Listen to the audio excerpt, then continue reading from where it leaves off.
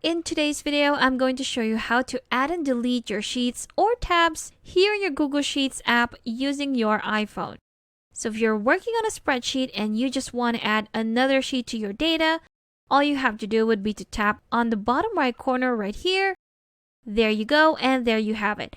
We've successfully added a new sheet to our spreadsheet. So again, this is a tab within your spreadsheet.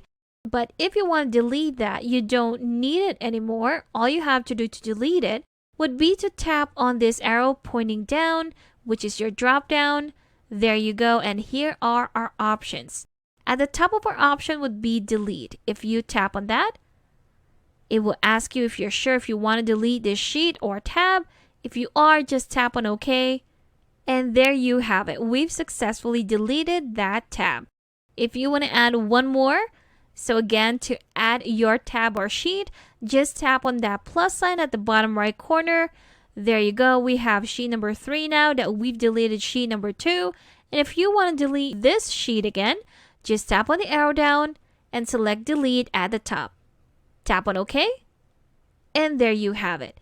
That's how to add and delete sheets or tabs in your Google Sheets app using your iPhone.